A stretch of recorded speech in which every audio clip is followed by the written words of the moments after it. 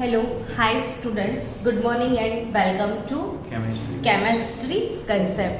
Student, previous lecture उसमें हमने estimation of nitrogen ये वाला टॉपिक स्टार्ट किया था. एस्टिमेशन ऑफ नाइट्रोजन के लिए देयर आर टू मेथड्स, ये मैंने आपको बोला था. चलो बताओ मुझे वो टू मेथड्स कौन कौन. ड्यूमास है, जिल्डा मेथड.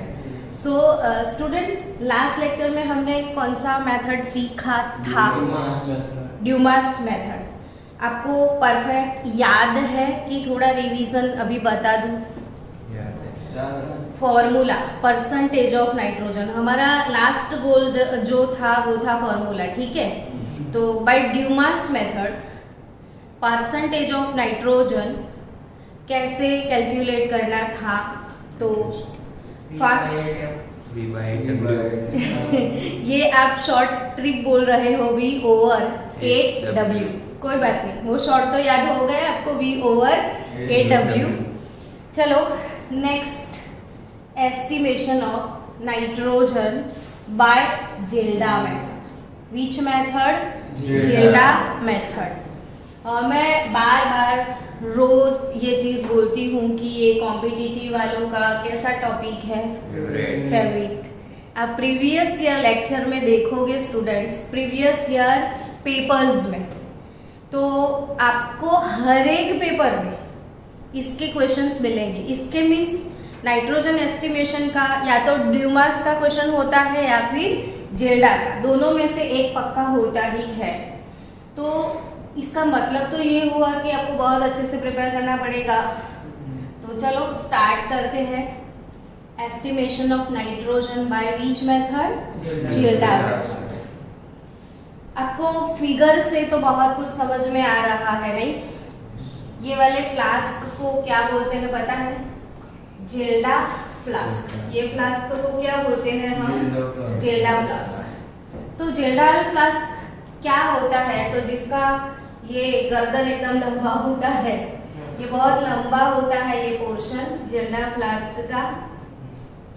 और जिल्डा फ्लास्क में आई थिंक कुछ गरम करके कुछ रेडी किया जा रहा है, ऐसा आपको लग रहा है ना? सोचो तो इसमें क्या होगा. तो आप तो वो लिखा हुआ देखने लग जाएंगे कि ऑर्गेनिक कंपाउंड. अच्छा, फिर से आपको एक पॉइंट पे लेके आ जाते हैं कि हम कर क्या रहे हैं? नाइट्रोजन का एस्टिमेशन. यानी हमें क्या जानने की इच्छा है कि कोई ऑर्गेनिक कंपाउंड है, वो भी नाइट्रोजिनेटेड है ना, और वो नाइट्रोजिनेटेड ऑर्गेनिक कंपाउंड में नाइट्रोजन कितने परसेंटेज है, वही हमें जानने की इच्छा है. सो बच्चा लोग, नाइट्रोजन के परसेंटेज अगर मुझे जानने की इच्छा है तो इसमें होगा क्या, ये समझो कि पहले ड्यूमा मेथड सीखा था.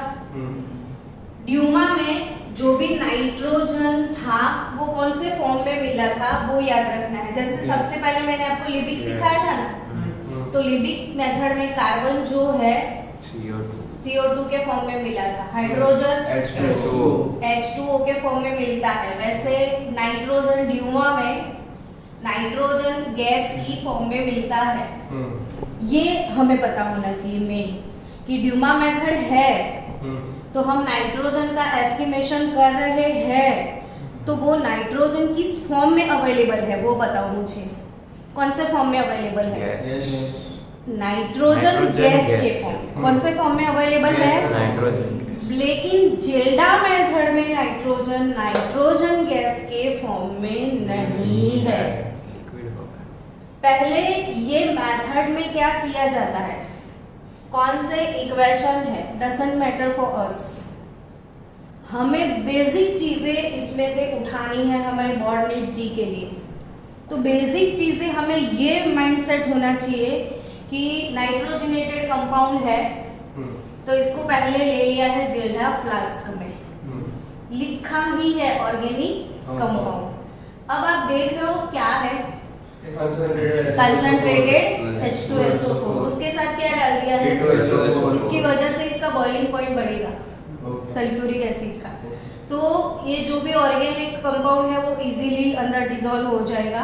यानी ऑर्गेनिक कंपाउंड जो नाइट्रोजिनेटेड है उसके साथ क्या डाल दिया है अपने कंसंट्रेटेड सल्फ्यूरिक एसिड, और इसके साथ एडिशनली थोड़ा पोटेशियम सल्फेट, थोड़ा कॉपर सल्फेट, वो सब इसलिए कि हमें अगर कोई कंपाउंड का एस्टिमेशन करना है तो वो जो नाइट्रोजन है थोड़ा सा भी कंपाउंड में छूट ना जाए, हमें पूरा कंप्लीट उठाना है, तब हम अच्छे से प्योर उसके परसेंटेज जान पाएंगे। तो वो रिएक्शन 100% हो जाए, कंप्लीट हो जाए, इसलिए ये दोनों को लिया हुआ है। अब ये समझ में आ गया है जेल्डा फ्लास्क में क्या डाल दिया है, फिर से बोल दो तो आपको वीडियो देख के पूरा टॉपिक हो जाए, फिर बार बार पढ़ने की जरूरत ना पड़े। बोलो क्या है? ऑर्गेनिक कंपाउंड जो नाइट्रोजिनेटेड है, फिर है ना, फिर उसको हीट किया गया, गैस चालू करके कर दिया। अब उसको हीट कर लिया, होगा क्या कि ये कंप्लीटली अंदर डिसॉल्व हो जाएगा। लेकिन आप ये सोचो कि बनेगा क्या, आप अपने आप से सोचो। जैसे कल मैंने आपको सिखाया था ड्यूमा में कि कार्बन जो था वो कल CuO लिया था, याद है? CuO। तो कार्बन CuO के साथ कार्बन डाइऑक्साइड गैस बनाता था, हाइड्रोजन CuO के साथ H2O बनाता था, नाइट्रोजन रिएक्ट नहीं करता था, अनरिएक्टेड गैस निकालता था। वैसे आप दिल से सोचो कि ये जो भी कंपाउंड है जिसमें ये नाइट्रोजन है, ये क्या बनाएगा सल्फ्यूरिक एसिड के साथ? इसे जेल्डा मिक्सचर बोला जाता है। जेल्डा फ्लास्क के अंदर से जो मिलेगा इसको क्या बोला जाएगा? Zelda mixture. तो क्या बनेगा? नहीं बनेगा एमोनिया। अभी इसमें होगा क्या? तो जेल्डा मिक्सचर में नाइट्रोजन से एक कंपाउंड बनेगा एमोनियम सल्फेट। कौन सा कंपाउंड बनेगा? Ammonium sulphate. तो ऐसे आप लिख सकते हो कि नाइट्रोजिनेटेड कंपाउंड जो भी है इसका रिएक्शन होगा कंसंट्रेटेड H2SO4 के साथ। तो कौन सा कंपाउंड बनने वाला है?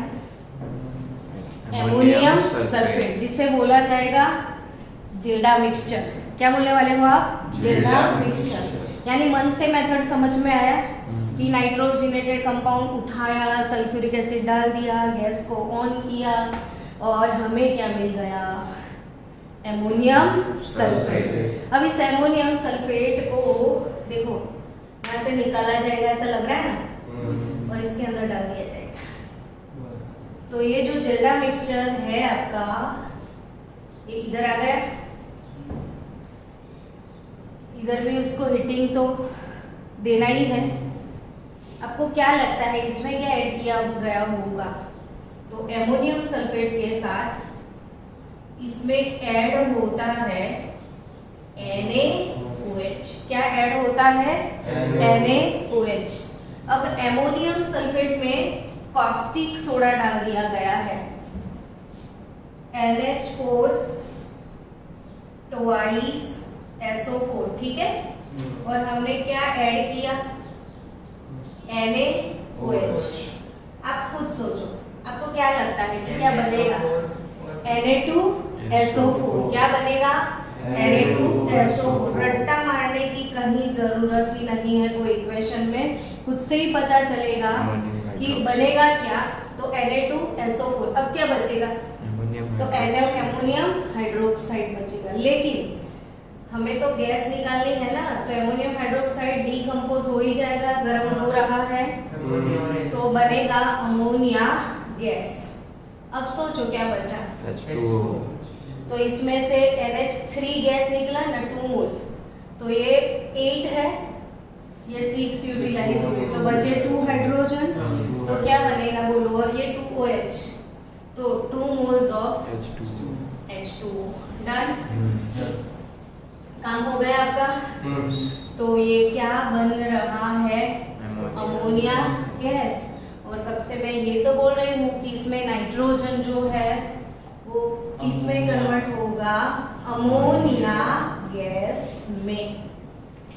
अब आई थिंक आप समझ गए कि इधर से कौन सी गैस निकलने वाली है, एमोनिया गैस आ रही है और किधर को जा रही है।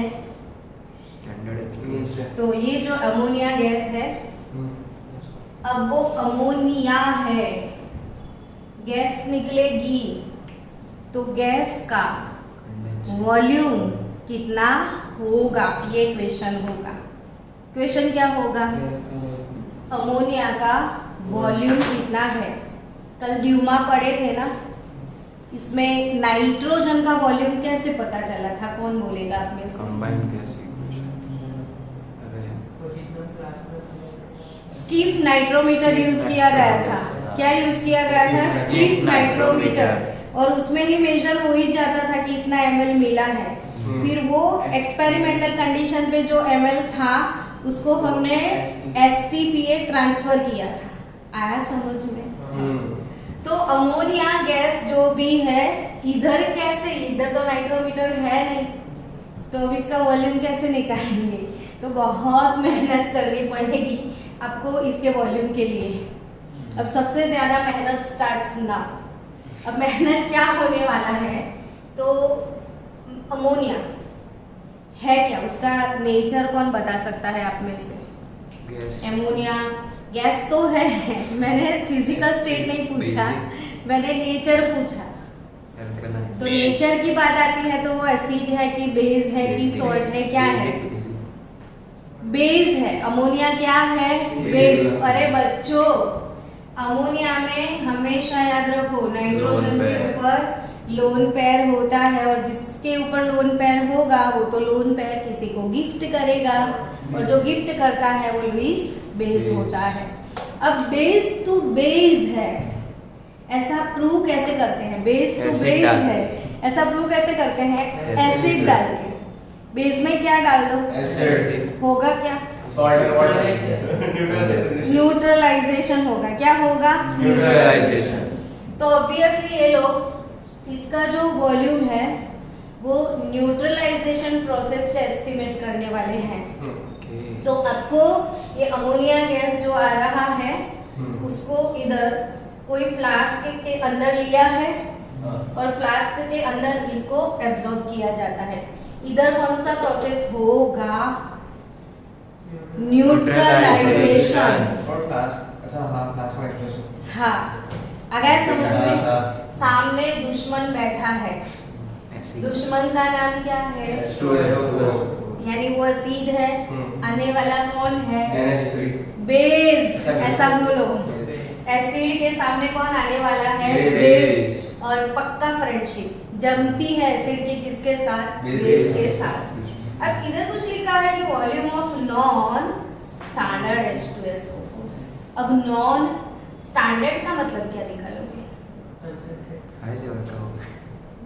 नॉन मतलब इसमें जो H2SO4 डालोगे ना उसका प्रोपोर्शन, उसकी नॉर्मलिटी या तो फिर मोलारिटी, वो हमें पता हो।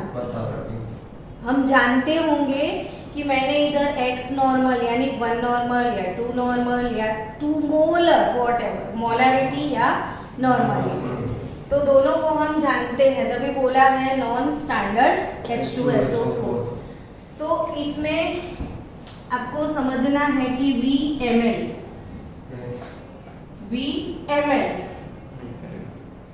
x नॉर्मल, नॉर्मलिटी जानते हैं तो x नहीं लिखेंगे, अच्छा नहीं लगेगा।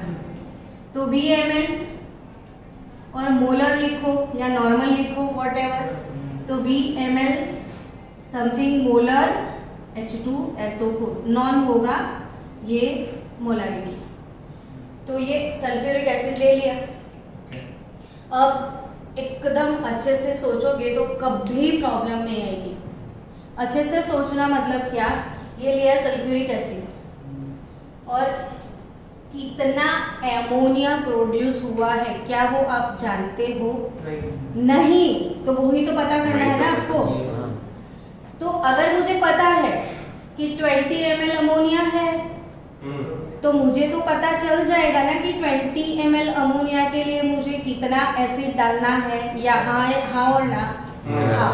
तो मैं जानती हूँ अगर अमोनिया का वॉल्यूम, तो मुझे ये भी पता चल जाएगा कि इतने वॉल्यूम को न्यूट्रलाइज करने के लिए सल्फ्यूरिक एसिड का कितना वॉल्यूम चाहिए, तो मैं तो उतना ही ले लूंगी ना। लेकिन मैं जानती हूँ नहीं, तो मुझे तो नहीं पता है, तो फिर मुझे कितना सल्फ्यूरिक एसिड लेना है कैसे पता चलेगा? तो पता नहीं चलेगा।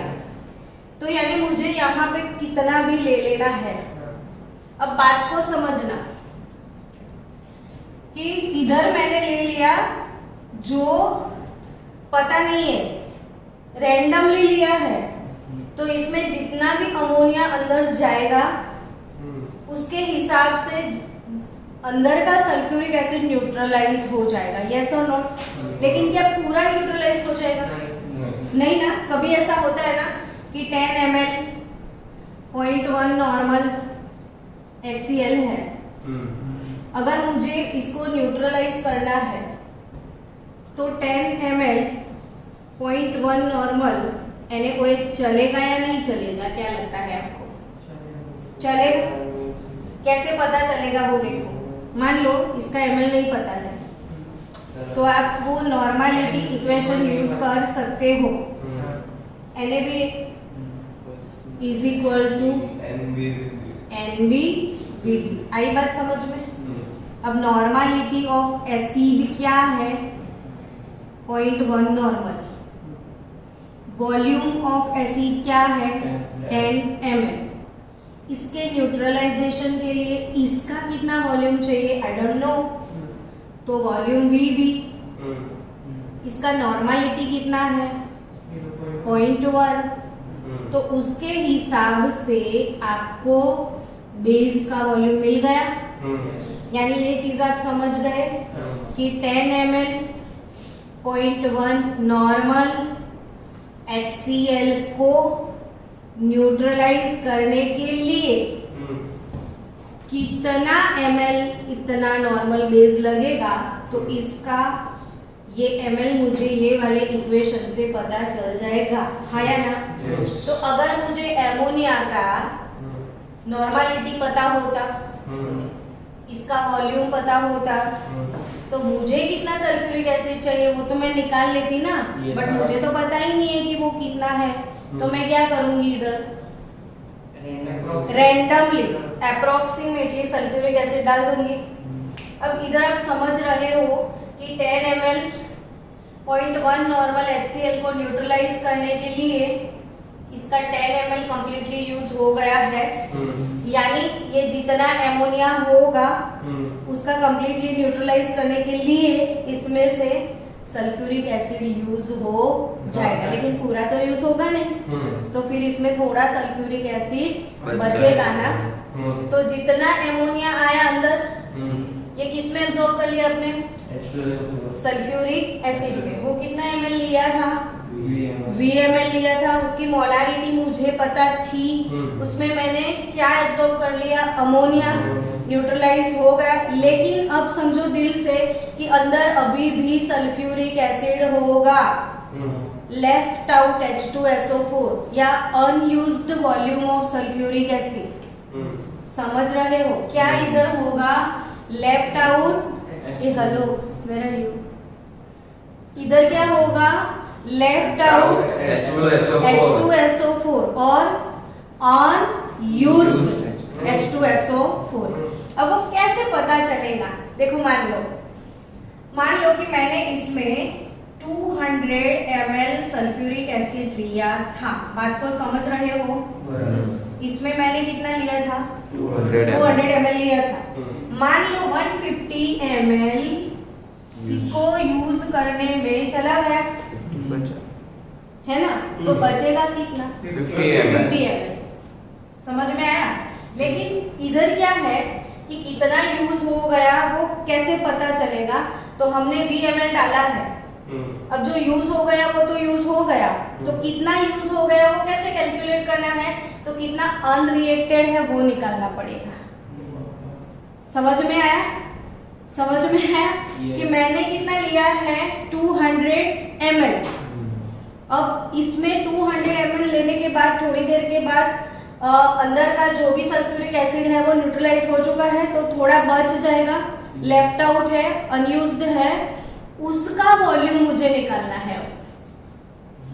तो जो अनयूज्ड है उसका वॉल्यूम कैसे निकालेंगे? तो अब तो एसिड है, एसिड को एसिड प्रूव करने के लिए किसको लाना पड़ेगा? बेस को लाना पड़ेगा फिर से।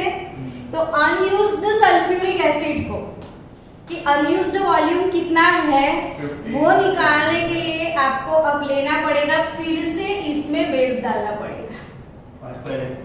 अब इसमें क्या, ये मिक्सचर में आपको क्या डालना पड़ेगा? बेस। कौन सा बेस? NaOH। कौन सा base?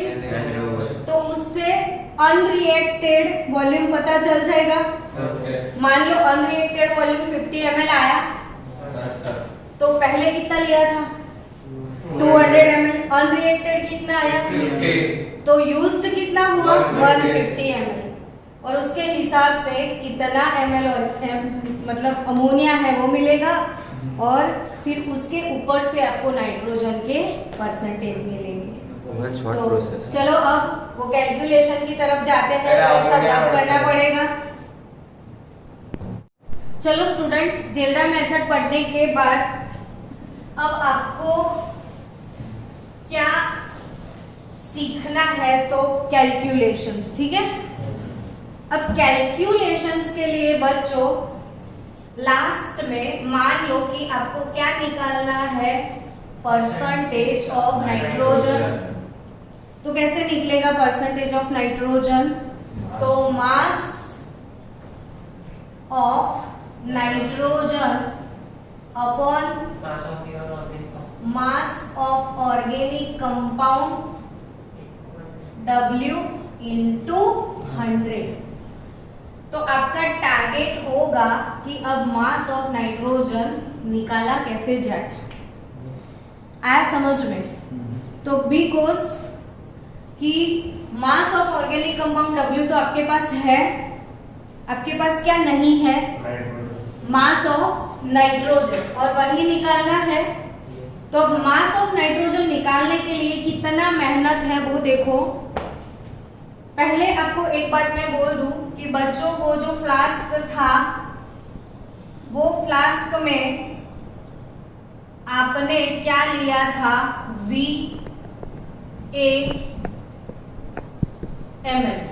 VmL of sulphuric acid लिया था, ठीक है। फिर उसके बाद उसके अंदर क्या एंटर हुआ था? Ammonia gas. अब अमोनिया गैस की वजह से सल्फ्यूरिक एसिड का जो वॉल्यूम है वो न्यूट्रलाइज हो चुका होगा। तो इसमें क्या बचा होगा? आफ्टर न्यूट्रलाइजेशन, आपके पास बचा होगा लेफ्ट आउट और एक्सेस H2SO4। अब जो एक्सेस H2SO4 है उसका वॉल्यूम कैलकुलेट करने के लिए आपने उसमें ऐड क्या किया? फिर से बेस कौन सा? NaOH। तो अभी आपको क्या निकालना पड़ेगा कि लेफ्ट आउट वॉल्यूम, क्या निकालना पड़ेगा? Left out volume of H2SO4। तो लिया था कितना? VmL। इसमें से आपने क्या निकाल दिया? Left out. तो V माइनस लेफ्ट आउट करेंगे तो आपको क्या मिल जाएगा? Used up volume of sulphuric acid. आया कि नहीं समझ में? ओके। तो चलो धीरे धीरे वो स्टेप लिखते हैं, फिर उसके बाद में हम एक एग्जाम्पल सॉल्व करेंगे तो वो ऑटोमेटिकली सब कुछ क्लियर हो जाएगा। लेकिन ये मेरा प्रोसेस है, मुझे पढ़ाना पड़ेगा कैलकुलेशन को। तो हम पढ़ते हैं कि मास of organic substance W, mass of volume of H2SO4 taken, that is our VmL। कितना वॉल्यूम लिया था वो फ्लास्क में VmL of Ma molarity, VmL of Ma molarity. ठीक है, अब आपको जो वॉल्यूम लिया वो न्यूट्रलाइज हो गया अमोनिया की वजह से, तो आपको क्या कैलकुलेट करना है, बोलो। वॉल्यूम ऑफ NaOH, तो volume of NaOH base used for neutralization of excess H2SO of excess H2SO4 will be VbMl। ठीक है, तो volume of NaOH used for neutralisation of excess H2SO4 मान लो कितना ml है, VbMl। तो उसके रेफरेंस में हमें एसिड का वॉल्यूम निकालना है कि कितना सल्फ्यूरिक एसिड नॉर्मलिटी एक्सेस है या अनयूज्ड है। तो वॉल्यूम ऑफ अनरिएक्टेड और अनयूज्ड H2SO4, वो मोलारिटी इक्वेशन आपको यूज करना है। ये VbMl of NB, VbMl of MB molarity, और ये दोनों मोलारिटी आपकी सेम होगी। अगर आपने ये 1 मोलर लिया है तो इसको भी कितना ले लो, 1 मोलर ही ले लो। तो volume of unreacted H2SO4 molarity equation बच्चों याद है आपको, MaVa इनटू एसिड के लिए क्या होती है, बेसिसिटी, और NMB VB इनटू एसिडिटी। तो न्यूट्रलाइजेशन के लिए हमेशा नॉर्मलिटी यूज होती है, तभी मोलारिटी को हमने किस में कन्वर्ट कर दिया, नॉर्मलिटी में। और अगर नॉर्मलिटी दिया होगा ना आपको प्रॉब्लम में तो काम इजी हो जाएगा, सीधा NaVa is equal to NbVb। So as we know that MaMb same है, तो what is volume of acid here, Va, basicity sulphuric acid का कितना हो जाएगा, 2। तो Va is nothing but volume of base by 2। So volume of acid unreacted कितना, Vb by 2। So what is volume of acid which is reacted with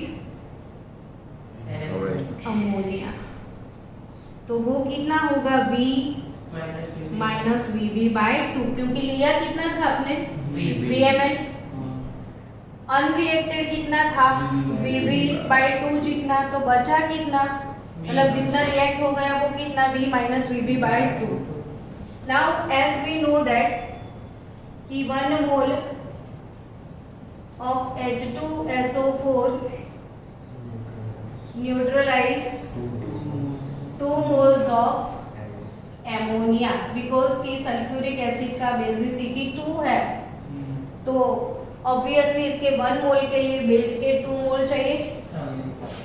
तो अगर इसके 1 मोल से 2 मोल अमोनिया न्यूट्रलाइज होता है तो सोच लो आगे की बात कि वॉल्यूम ऑफ अमोनिया कितना होगा,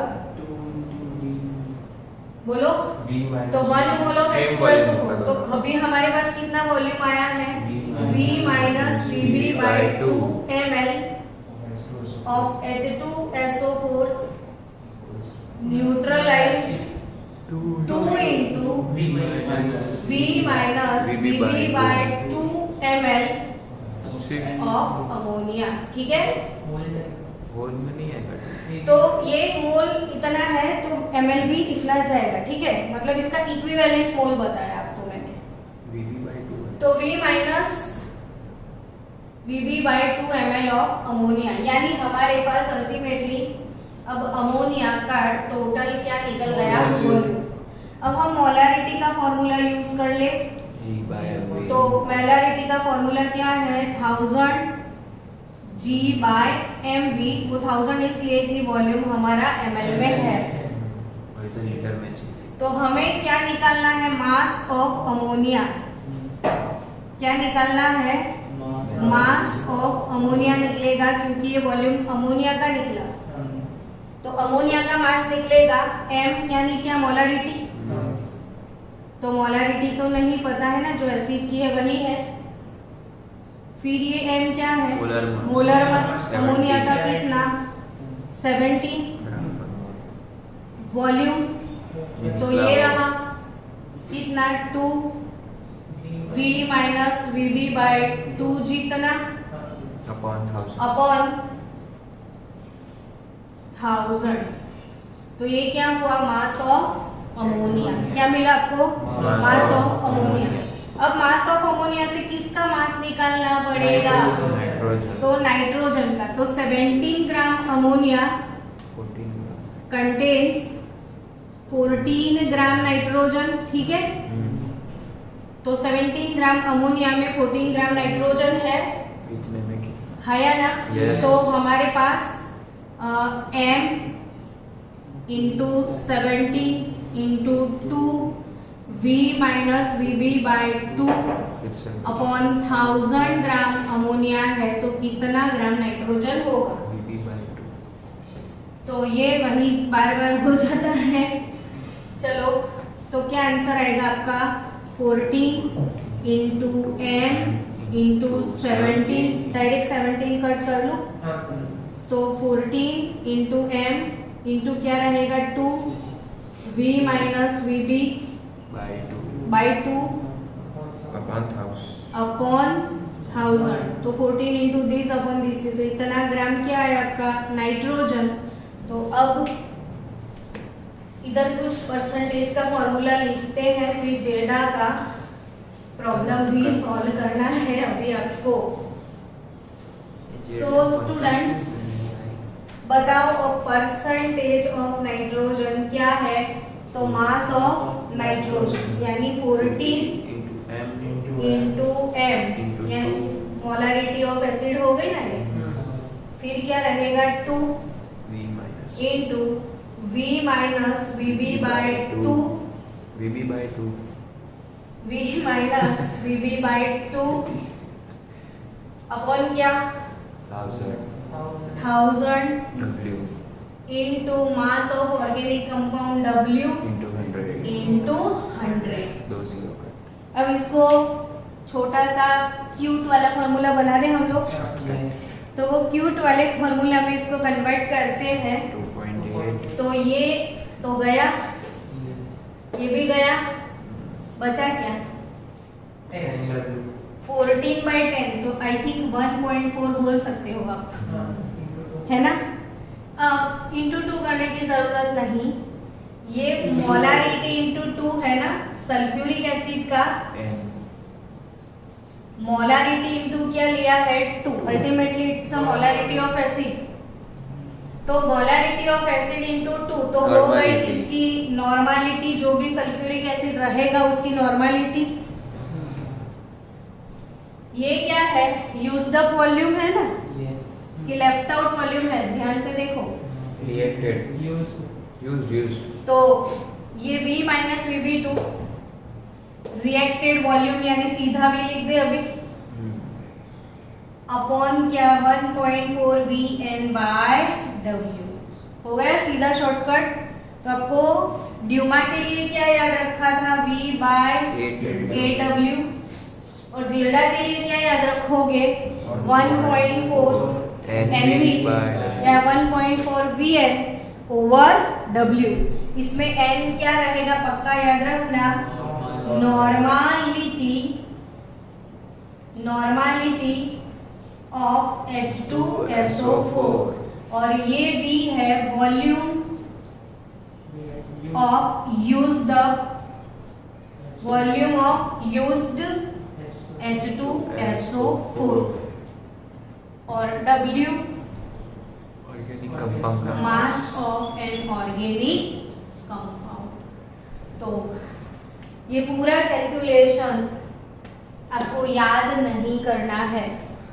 आपका मेन फोकस क्या है कि जिल्डा मेथड में परसेंटेज ऑफ नाइट्रोजन कैसे निकलता है। तो ये मलाई वाला पार्ट है, तो आपको सीधा मलाई खाना है 1.4 VN/W। डन। चलो अब एक प्रॉब्लम सॉल्व करते हैं तो समझ में आएगा कि पूरी कैलकुलेशन से ये सम बहुत इजी है। चलो स्टूडेंट्स, प्रॉब्लम 12.22 पहले रीड करो। During estimation of nitrogen by Kjeldahl method, यानी ये तो समझ में आ गया कि जिल्डा का प्रॉब्लम है। द अमोनिया इवॉल्व, जितना भी अमोनिया इवॉल्व हुआ था from 0.5 gram of the compound, यानी हमारे पास कुछ तो मिला हमें clue.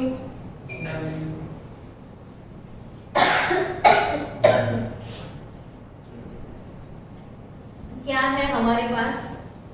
Mass of organic compound W 0.5 gram, और जो भी अमोनिया का इवोल्यूशन हुआ वो neutralise 10 ml of 1 molar H2SO4, यानी सीधा लास्ट स्टेप आपको दे दिया। कोई मेहनत ही नहीं है। हाँ, कंप्लीट न्यूट्रलाइज हो चुका, complete neutralise to 10 ml of 1 molar, यानी volume of H2SO4 used H2SO4 directly it is 10 ml which is denoted by V, ठीक है। एंड मोलारिटी ऑफ एसिड वो क्या है? 1 मोलर। तो आप नॉर्मलिटी निकाल दो, तो नॉर्मलिटी ऑफ एसिड कितना होगा? Molarity into equivalent number.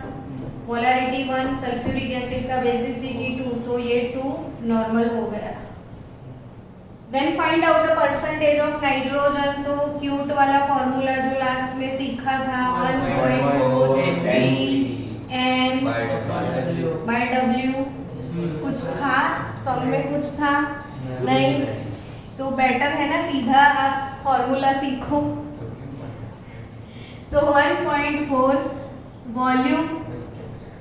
Volume कितना यूज है? तो 10। नॉर्मलिटी कितना है एसिड का? 2। और mass of an organic compound 0.5। तो 56% नाइट्रोजन है। इतनी मेहनत के बाद, बट जरूरी नहीं कि आपको इतना सिंपल दे दे, ये नीट वालों को मिल सकता है। बट इसका पूरा क्वेश्चन भी पूछते हैं, आप प्रीवियस ईयर क्वेश्चन में देखना। चलो स्टूडेंट, ये वाला क्वेश्चन सॉल्व करते हैं। 0.442 gram of an organic compound was generalised, ammonia evolved was absorbed in 50 ml of semi-molar H2SO4. The residual acid required 130 ml of 0.25 molar NaOH percentage of nitrogen. सबसे पहला काम क्या करने का पता है? नाइट्रोजन का परसेंटेज का फॉर्मूला रख देने का, ताकि सब चीजें पता चल जाए। जो रिक्वायरमेंट है वो यहीं से उठा लेना। फिर तो फॉर्मूला बताए मुझे। मास नाइट्रोजन है, वॉल्यूम चाहिएगा, नॉर्मलिटी चाहिएगा आपको, और W इतना चाहिए। ये तो है, W भी है, नॉर्मलिटी भी है, लाना क्या है? सिर्फ वॉल्यूम। तो सबसे पहले आपको फाइंड करना पड़ेगा वॉल्यूम ऑफ एसिड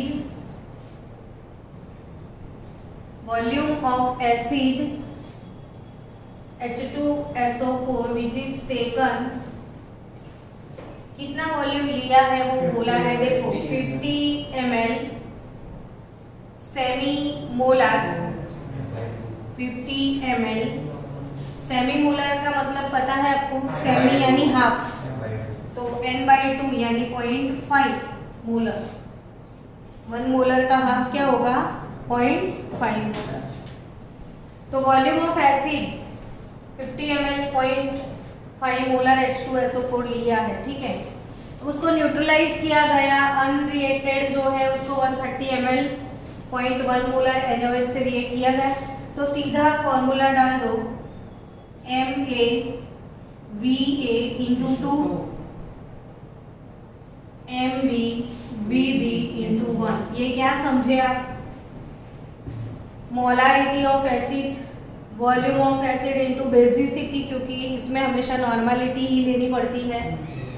तो molarity of acid we know that 0.5 molar. Volume of acid वही तो कैलकुलेट करना है, Va ये हो गया 2। मोलारिटी ऑफ बेस कितना है? 0.25 molar. The residual acid required 130 ml NaOH, यानी ये वॉल्यूम ऑफ बेस है हमारे पास, और ये हो गया 1। सो Va वॉल्यूम ऑफ एसिड, तो ये है वॉल्यूम ऑफ अनरिएक्टेड एसिड। ये कौन सा है? अनरिएक्टेड वॉल्यूम है। Volume of unreacted acid Va मिल जाएगा आपको कितना? 32.7। तो 0.25 इंटू 131 डिवाइडेड बाय 2 इंटू 0.5। मुझे फास्ट, ये 2 इंटू 0.5 तो कैंसिल हो गया, दोनों का मल्टीप्लिकेशन 32.75 कितना?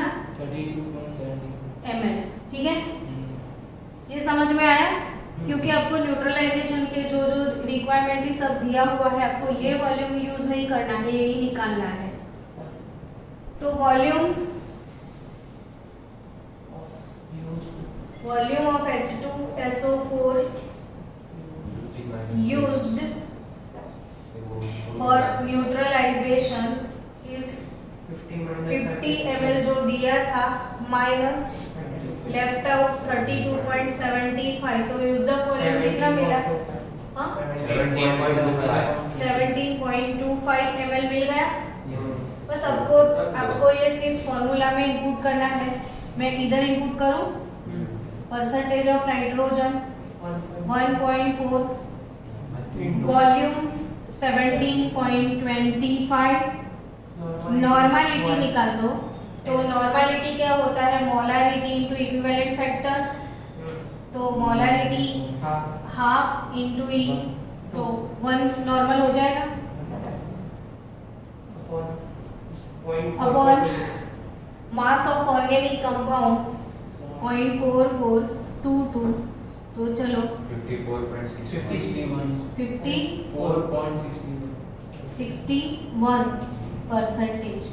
तो 54.61% जो आंसर सबको समझ में आया, या फिर से एक बार समझा दूं कि वॉल्यूम ऑफ एसिड 50 ml दिया था, अनरिएक्टेड जो है उसका टाइट्रेशन हुआ NaOH के साथ, और उसका कितना वॉल्यूम लग गया? 130 ml, और इसका मोलारिटी ये था।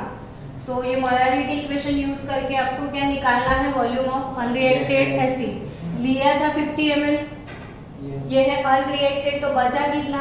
17.25 ml, और उससे आपको मिल जाएंगे percentage of nitrogen. This is Kjeldahl method. तो मिलते हैं नेक्स्ट डे केरियस मेथड में।